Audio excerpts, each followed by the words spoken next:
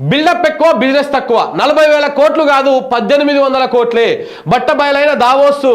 పెట్టుబడుల భాగోతం 27 లక్షల అప్పున్న కంపెనీ 8,000 కోట్ల పెట్టుబడులు ఎలా పెడుతుంది గోడి ఇండియా పెట్టుబడుల వెనక అసలు కథ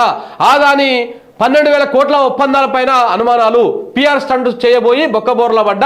సర్కారు ఏమైంది మ్యాటర్ వీక్ గా ఉన్నప్పుడే పబ్లిసిటీ పీక్స్ లో ఉంటుంది అని ఓ సినిమా డైలాగ్ ఉంటుంది అలాగే ఏ సినిమా ఇది దూకుడు సినిమా అనుకుంటా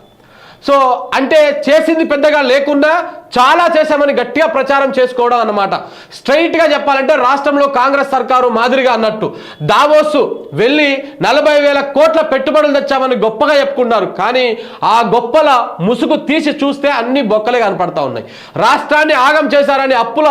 లెక్కలు గత సర్కారు మీద తోసేసిన అప్పుల లెక్కలు సర్కారు మీద తోసేసిన ప్రస్తుత సర్కారు గతంలో ఉన్నోళ్ళు రూట్ సెట్ చేసిపోయిన అటువంటి పెట్టుబడులు మాత్రం తమ ఖాతాలో వేసుకున్నారు అంటే గత ప్రభుత్వం చేసిన అప్పులేమో గత ప్రభుత్వం పాలకుల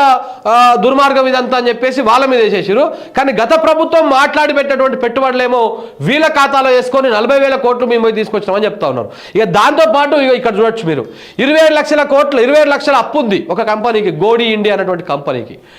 ఆ కంపెనీ అంటే 8,000 కోట్ల పెట్టుబడి పెడతారంట తెలంగాణలో మళ్ళీ వీళ్ళెవరు పక్కన ఉన్నటువంటి ఆంధ్రాకు సంబంధించినటువంటి వాళ్ళు చంద్రబాబు బ్యాచ్ అనమాట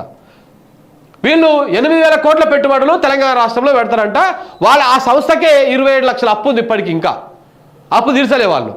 ఇది వీళ్ళ కథ అనమాట ఇక దీంతో పాటు ఆదాని 12,000 కోట్ల పెట్టుబడులు పెడుతున్నాడు అని చెప్పేసి ప్రచారం చేసుకున్నారు కానీ